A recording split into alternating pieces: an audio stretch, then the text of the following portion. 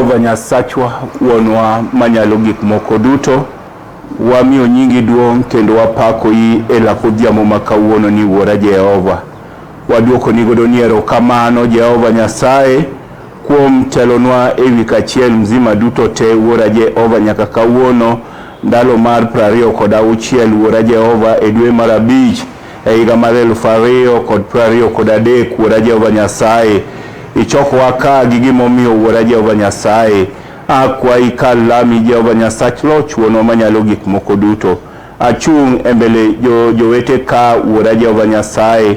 Akwayo teko mari gi loch mari kod rieko mari koa e polo malo Baba Nyasaye. Med puonja Baba Nyasache wach ni wuora Jehova Nyasaye. Akwayi kalami ka achiel be gi jowetewa mabende biro winjo wach ni wuora Jehova Nyasaye. Satan magoyo ji gi migalko gi paro moko dhi kare Jehova Nyasaye, to mondo igol oko gi teko mari wuora Jehova. We pawni mondo bed mari Baba Nyasaye. We pawni wuora Jehova mondo wane teko mari. We pawni wuora Jehova mondo wayude resruok.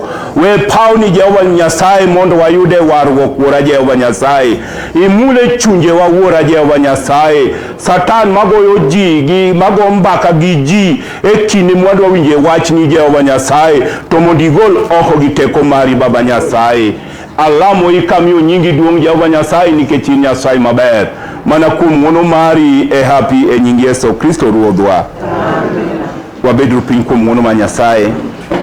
To aduoko ne Nyasaye erokamano kuom miya thuolo ma kawuono ni mondo achung' mondo awache wach Nyasaye mana kuom dakika machuok.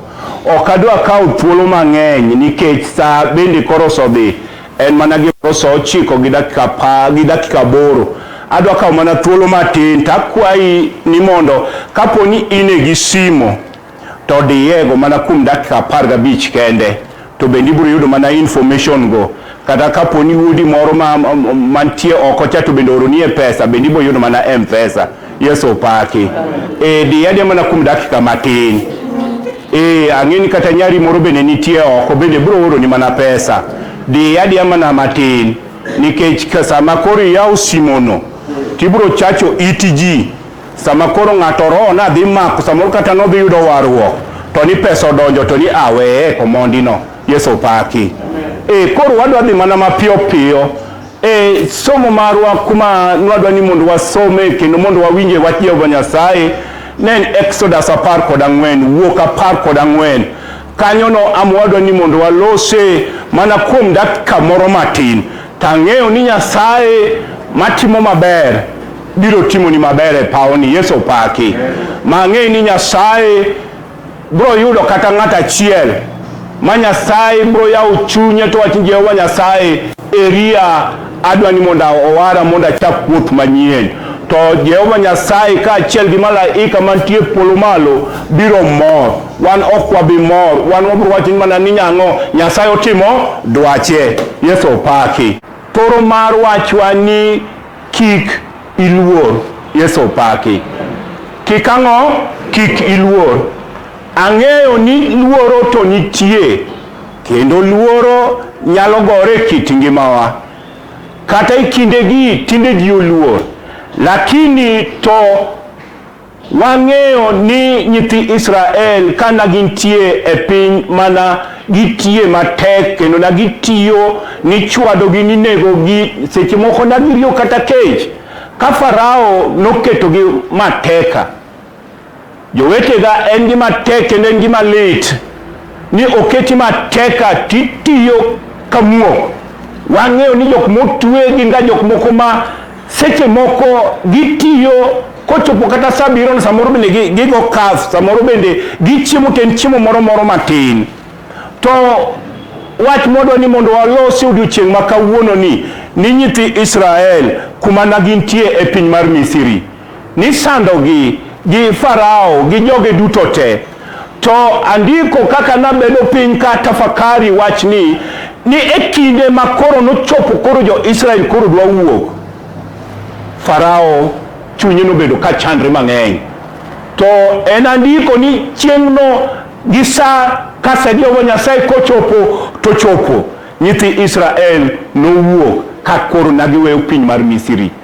to kata ingawa ni kata nagiwuotho to kunungunika bende ne nitie kanyo, ng'ur bende ne nitie kanyo. Yesu opaki. Kata nagiwuotho to nagiwuotho gi jatendgi manen Musa. Samoro wantie chokruogni wanyalo wuotho to kara wanungunika. E chokruogni samoro wantie jowetega, samoro wanungunika. Jatelo ka chung to wanungunika. Musa bende nen gi jogege mano ong'isi ni koro mondo dhi ogol piny mar Misri, piny mar watumwa, to naginungunika. Ni afadhali kata dak niwewa mondo watho kono nikech ang'o, liete ne nitie kono maninyalo ikwa kunungunika. Ji ng'ur nitie chunyi makata kibeto keti kae podi ng'ura. Yesu opaki. Emomiyo kare 13 wacho niya, Musa wacho nang'o ni kikang'o kukuluor. Jowetega ang'e ni luoro to nitie.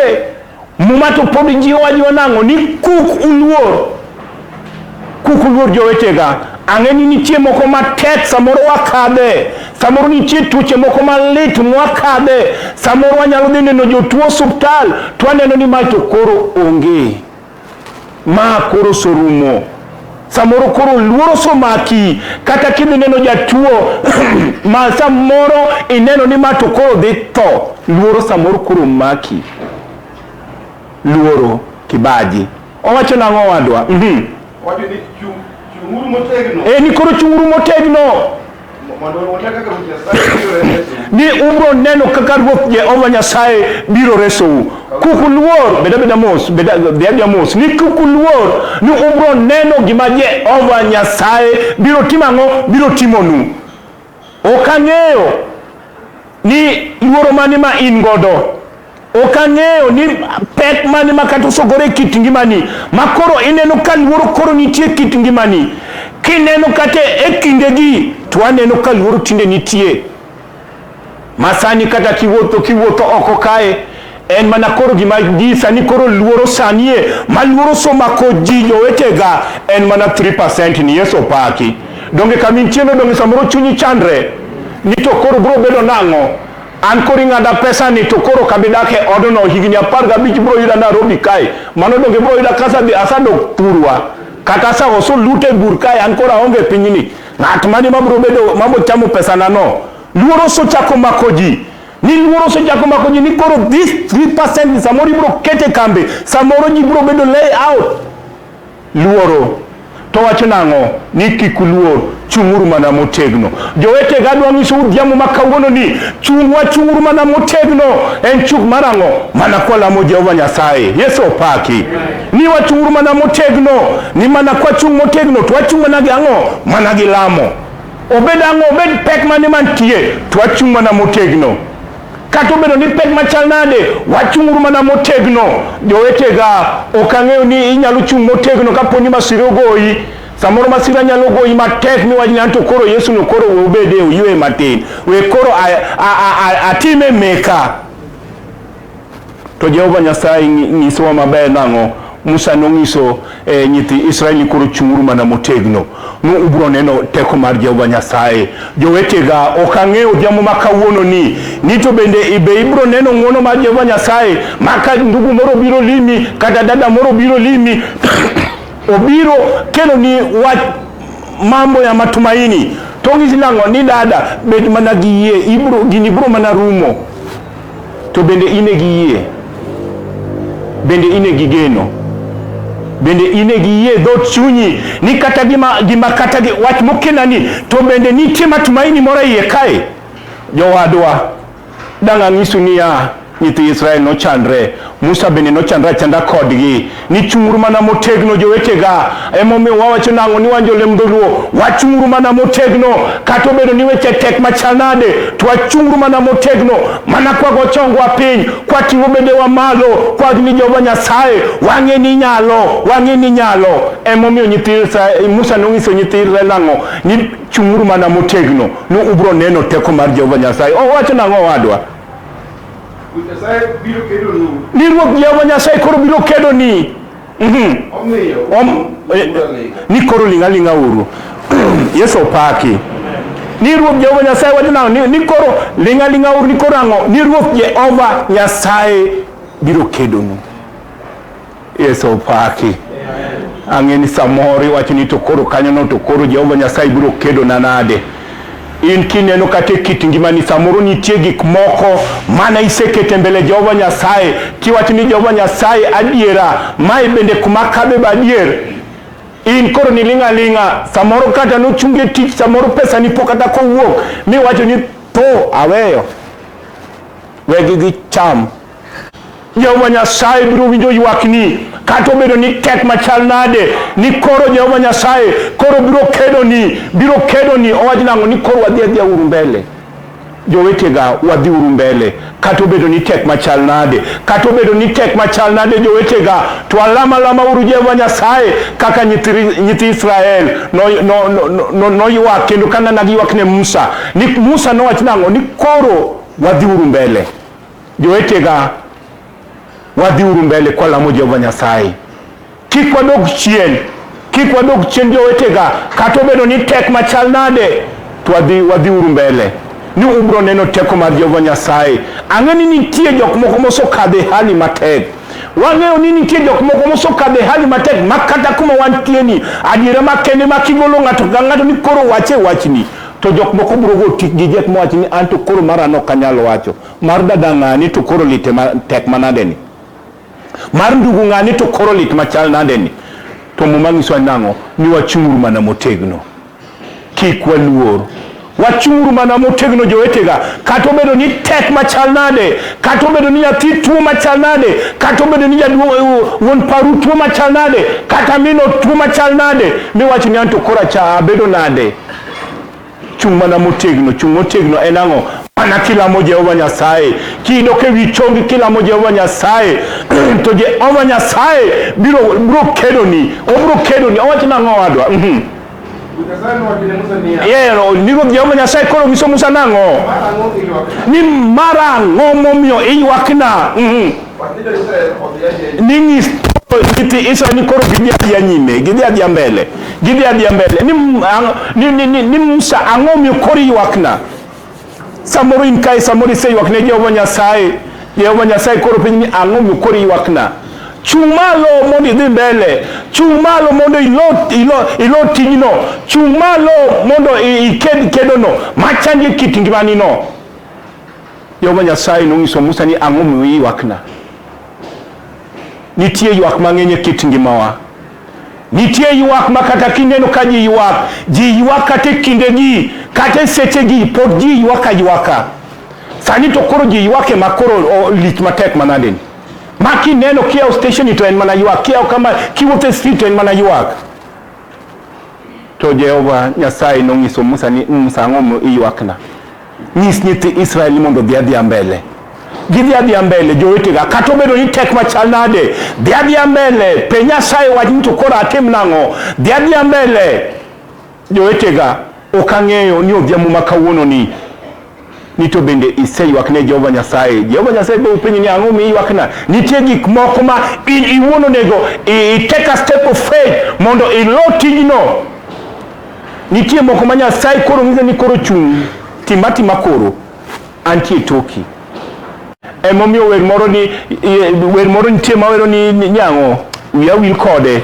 Yesu biro kedoni chunga mana motegno ni Jehova Nyasaye koro biro kedoni kata obedo ni tek machal nade. Jehova Nyasaye koro biro kedoni jowetega kata obedo ni tuo nitie ot, kata obedo ni chandruok nitie ot, kata obedo ni chandruok nitie dalani, kata obedo ni chandruok nitie kaachiel gi nyithindi. In gima iwach nang'o Jehova Nyasaye in makora ng'i, in makora wuotho kodi, koro adwa dhi mana dhi mbele. Nyang'e ni nyithinda biro chung, jaoda biro chung, biashara biro chung, pinywa biro chung. Haleluya. Ok ang'eyo ni odhiambo ma kawuono ni ok ang'eyo ni isechandri machal nade. Ok ang'eyo ni isewuotho machal nade. Ok ang'eyo in ming'e dhot chunyi ni adiera makende atemo dhi to kadhi. Atemo ywak ne Jehova Nyasaye taneno ka seche moko wach nang'o ywakna samoro bende Jehova Nyasaye ok winjo. Jehova Nyasaye winjo ywakni. tek machal nade wadhi urumbele emomiyo Musa nonyiso nyithi Israel nango ni numbro neno teko mar Jehova Nyasaye, umbro neno ng'wono mar Jehova Nyasaye. An gadiera ni Jehova Nyasaye makwal lamu gadiera tumbro neno bad Jehova Nyasaye kaka nyithi Israel no neno bad Jehova Nyasaye ka Jehova Nyasaye no kwang kodgi mana gi ngado na makwar ma jowasik mana luwogigo. Nitie samoro jowasik moko nitie samoro luwo bangi kendo gichung' e mbeleni kendo kineno gi tiwachi ni mai to jowasigu gi biro nega. Tadwa ng'isi ni ya odhiambo makawuono ni bed mana king'eyo ni Jehova Nyasaye nitie kendo Jehova Nyasaye biro kedoni. Yesu opaki. Kata obedo ni nitie tuoche moko machandi e kit ngimani, Jehova Nyasaye nitie kedonwa. Kata obedo ni tek machal nade, kata obedo ni piny chal nade, to nitie Jehova Nyasaye makedonwa. Kata obedo ni tuo nitie ot, Jehova Nyasaye nitie makedonwa. Emomiyo odhiambo makawuono ni kik waluor jowetega, wadhi adhiya uru mbele. Owacho ni kata weche tek machal nade to ang'e ni Jehova Nyasaye to nitie mbelewa kedonwa. Jowetega, aonge mang'eny madang' awachi mane wach Jehova Nyasaye mano ketwa e odhiambo makawuono ni mondo nwabi mondo wapuonjre kodu mana matin e odhiambo makawuono ni Ruoth Jehova Nyasaye koro bro kedoni. Yesu opaki. Kata obedo ni weche tek machal nade, Jehova Nyasaye biro kedoni. Kata obedo ni school fees samoro koro chando wiji, samoro pesa onge kuom ji, Jehova Nyasaye biro kedonwa. Yesu opaki. Mane wach monego wawuo godo kae ni Jehova Nyasaye biro kedonwa. To kokedoni tiwa ni Jehova Nyasaye erokamano. An Jehova Nyasaye asaneno koso kedona na wuon ni koro analinga to Jehova Nyasaye koro tiona. Ni Jehova Nyasaye tioni. Samoro nitie matek makoro wachini anto koro kanyal. Nitie weche moko matek nogore kit ngimana ka achiel gi family waduto te. An piny nobaga mwanyi to koro atim nade. Jehova Nyasaye koro makoro aweni. Jehova Nyasaye makoro kanyal. In makoro aweni tingni. Jehova Nyasaye koro kedna. Jowetega, gimoro kiwene Jehova Nyasaye ni mondo kedni. Adwa ng'isi adiera makende ni Jehova Nyasaye no kedona ma anapo manaka igo naga simu ni koro bi gik moko so bedo ready. Ma wacho ni to kara enano ni bi gik moko so ikre. Tawacho ni to obedo nade kara Jehova Nyasaye nitie makedonwa. Yesu ilinga wena atemo memorize to podo olalna nitie mama moro mung'eweru ga werno. Exactly. Yesu tiyo talinga Yesu tiyo talinga Yesu tiyo talinga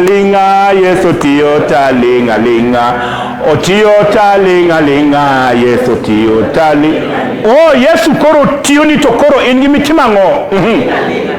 Yesu paki. In Jehova Nyasaye koro tiyo ni igo tiki jeke korikorni ndo kochacha inipo mana ni puothi moro mana ng'ato kao cha ng'ato cha sarenda in koro duokni isango otiyo ni ito koro itimango kendi igo tiki jeke wacho ni Yesu tiberi ya jowadwa yawa Yesu notiyo na. Yesu opaki. An gi neno ni Jehova Nyasaye an awuon machung' kaini Jehova Nyasaye notiyo na. Aling mana NAIROBI kati mana tijega tigo na simu wodago biane bwana pesa onge bidwar pesa everything also bedo ready. Yesu tiyo na talinga. Yesu opaki. Samoro nyitindi samoro solal gilale kongo. Kineno kata wuon pau samoro lale kongo. Samoro kinyo minot bendo balo gintindo. Yesu opaki. Tuang'eni Jehova nitie ma in linga Jehova Nyasaye koro biro timango biro tiyoni. Samoro nyithindo balo kata dier ot ok giwinjre gi jonyuol. Ma kine kama to biro to keto nyasore e ite kai. To kine ka moro ni bendo biro komer.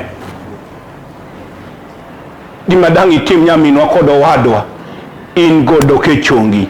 Then kisedoke wi chongi to koro ilinga to koro idwa neno gima Nyasaye timango. Jehova Nyasaye tiyo. An gadier ni Jehova Nyasaye tiyo. Nitie mang'eny ma Jehova Nyasaye samoro osetimoni.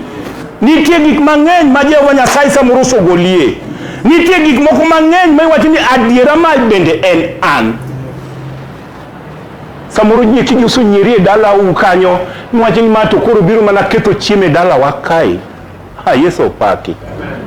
Magi koro biro kae, gibiro mana ketho chiemo e dala wa kae. En ang'o kata mungo, ang'o mokele dala wa kae. Adwa nyisi ni kata nyieki yanyi, in koro biadhi ewi chongi, to koro ilam, then to koro ang'o, iwene Jehova Nyasaye mondo tim ang'o? Jehova Nyasaye biro tiyo. An gi yie ni Jehova Nyasaye biro tiyo. Samoro ji wacho ni mae to koro ok nyal, oso kende dala kae, oso tieko higni 5, higni 6, pok waneno kata kukelo no nyathi kae. Kwani ente enang'o e dala kae ma ok onyal kelo nwa koth e dala kae. Nyikigi samoro oso nyieri. Samoro ji ka ng'i to ji ng'e ni kidhi koni tichal ka ng'at maduogo, to kidhi tichal ng'at madhi. Ji samoro oso chai kamano. To in gima dang' itim nyaminwa kata owadwa, idoge wi chongi, tilame Jehova Nyasaye, miwani Jehova Nyasaye, mae gik maneno ni koro timrena, mae gik manyiera ma ji koro nyiera godo, an koro gima adwa timo ang'o, adwa dok e wi chonga, to kaka dok e wi chonga, to koro adwa neno mana kaka gik moko ang'o, gik moko timre, kaka Jehova Nyasaye koro kedo, Jehova Nyasaye biro kedo ni, no matter what situation mage mikadhe, kaka no kedo ne nyithi Israel, mwaji ni ang'o, ni koro ling'a udo neno teko mar Jehova Nyasaye. Jehova Nyasaye biro kedo ni. Okang'eyo kako biro kedo ni, kako biro locho ni, kako biro timo ni. Samoro weche mek puodho chandi, samoro weche mek nyithindo chandi, samoro kineno kit ngimani, samoro nyalo biro e chokruogni, ibiro dhi nikech ji biro ni mondo neni, samoro chunyi, samoro pek meli, pek ratib. Ma Jehova Nyasaye kende mong'eyo ni adiera ndugu ni chunye pek, makata kobiro kae chunye pek, lakini kuna maneno ya matumaini. Ukiamini Yesu Kristo kama mwokozi wa maisha yako, hakika utakuwa na furaha. Utakuwa na furaha. Hakika ukimpokea Yesu Kristo kama mwokozi wa maisha yako, utakuwa na furaha ambayo watu watashangaa, hakika huyu mpendwa alikuwa hivi na siku hizi hakika amebadilika. Nikechango yudo waruo Rota winjo kiluonga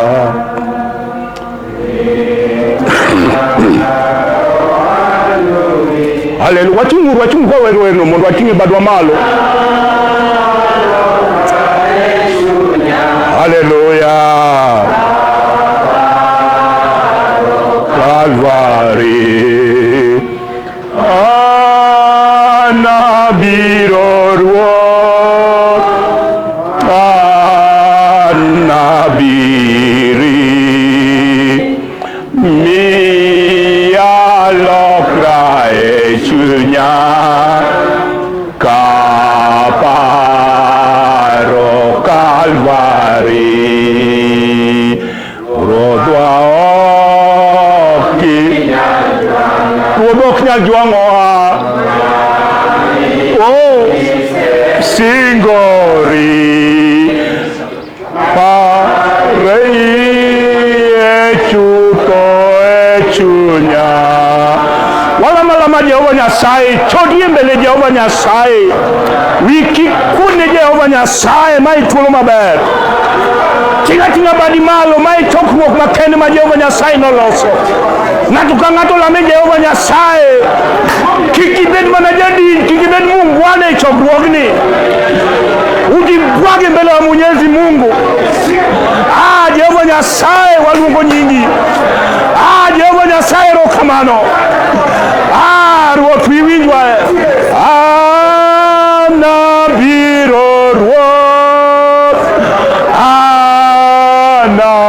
anabiri lama Jehova Nyasaye lama Jehova Nyasaye lama Jehova Nyasaye iwajini Jehova Nyasaye gik mapek matandagi Jehova Nyasaye ang'eyo ni Jehova Nyasaye Jehova Nyasaye ang'eni Jehova Nyasaye ibro timo, ang'eni Jehova Nyasaye ibro loyo. Oh Jehova Nyasaye koro kedna keda, Jehova Nyasaye analinga linga, Jehova Nyasaye kori kedona, Jehova Nyasaye erokamano, amiyo nyingi duong' nikech iber. Erokamano Baba Nyasaye, erokamano Wuora Jehova, ne chunjegi Wuora Jehova, Jehova Nyasach Loch, wabiro iri Wuora Jehova, ing'ewa Baba Nyasaye, erokamano Wuora Jehova, erokamano Wuora Jehova, we wachni Jehova, we wachni Jehova Nyasaye, we wachni Jehova Nyasaye, lama lama Jehova Nyasaye, lama lama nyaminwa, lama wadwa, lama nyaminwa, Jehova Nyasaye, ditimoni maber, Jehova Nyasaye, dikedoni, Jehova Nyasaye, dikedoni nyaminwa, Jehova Nyasaye, dikedoni, ewi nyithinde igo, mineno ni omoko, gisomo, kendo gin gi degree, gin gi diploma, gin gi higher education, to tich pok oyudore, Jehova Nyasaye, ditimoni, owadwa, samoro, weche nitie matek, mogore kit ngimani, Jehova Nyasaye, ye iparwa Baba Nyasaye, ye iparwa Baba Nyasach Loch, erokamano Wuora Jehova, erokamano Wuora Jehova, alamo i Wuora Jehova yayo hingana, apako i Baba Nyasaye, erokamano Wuora Jehova, erokamano Wuora Jehova, lama Nyasaye, lama Nyasaye owadwa gi nyaminwa, lama Nyasaye, in ming'e mapek machandi, in ming'e mapek mikadhe, in ming'eyo maping'ewa Baba Nyasaye, ing'ewa Wuora Jehova, ing'ewa Baba Nyasaye, ing'e kothwa duto te Wuora Jehova, oh Jehova Nyasaye, ye iparwa Baba Nyasach Loch, amiyo nyingi duong' Jehova, iber manyaka chieng', dwa paki, dwa bi iri kodang'o yae Jehova, dwa bi iri kodang'o Baba Nyasaye, dwa bi iri kodang'o Baba Nyasaye, ye iwinjwa Baba Nyasach Loch, ye igolwa misikewa, maturowa Baba Nyasaye, ing'eyo pek maturowa Baba Nyasaye, ing'eyo misike mwakamuatingo, Jehova Nyasaye, ing'eyo lit mwakadhe, Baba Nyasaye aywakni Baba Nyasaye, ipare chunje gi Wuora Jehova, erokamano Wuora Jehova, erokamano Baba Nyasaye, aywakni Wuora Jehova, nikech in Nyasaye maber, apako nyingi nikech iwinjri Wuora Jehova, pare chunje gi Wuora Jehova, pare chunje gi Wuora Jehova, pare chunje gi Wuora Jehova, dipo ng'at achiel nono, dichung' achung'a, ni eria Jehova Nyasaye, wara jaricho, iting'a ting'a badi malo, tibira mbele kae, nitie jotich Nyasaye biro lamo ni e pawni mondo dong' ne Jehova, kapo ni nitie ng'at achiel madwa yudo warruok, ampokee Yesu Kristo kama mwokozi wa maisha yake, ting'a badi nyaminwa, ting'a badi, wiki kuodi, ang'eni samoro kata wich kuod nyalo maki, nibro nena, wiki kuodi, nikech ka wiyo kuot, to Jehova Nyasaye bende wiye bro kuot kodi. Jehova Nyasaye, kapo ni nitie ng'at achiel madwa ni mondo oyud warruok, mae thuolo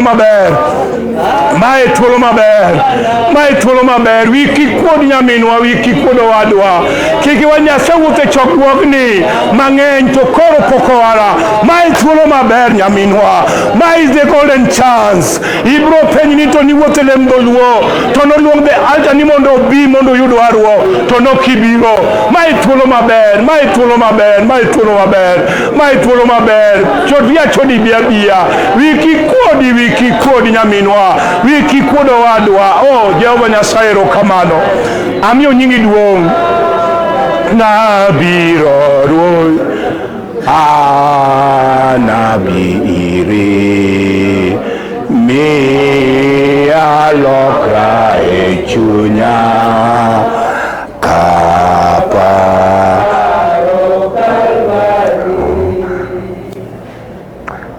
erokamano Jehova, amiyo nyingi duong' nikech iber. Dwa wacho ang'o e mbeleni yaye Baba, in mane iloso chokruogni Wuora Jehova mondo wating' nyingi malo. Erokamano Baba Nyasaye kuom miwa wach ni Jehova, ni kik chunywa luor, to wabed mana kwageno kuomi Jehova Nyasaye. Nyithi Israel chunygi nochando, Musa nong'iso ni dhi adhiya uru mbele kukuluor. Jehova Nyasaye wakwayi ni igol luoro gi kibaji gi kiondko madiponi digore kit ngimawa Baba Nyasaye. Akwayi kalami Wuora Jehova Nyasaye, in mane iloso chokruogni Wuora Jehova, gwedh chokruogni Wuora Jehova, gwedh ng'ato gi ng'ato Wuora Jehova mano we dichne Wuora Jehova ni mondo obi mondo winj wach ni Wuora Jehova Nyasaye. We odhi ka chunyo opong' gi wach ni maber Baba Nyasaye. In Nyasaye maber, iparwa iritwa Wuora Jehova e chokruogni mana kuom ng'wono mari e hapi e nying Yesu Kristo Ruodhwa. Amina.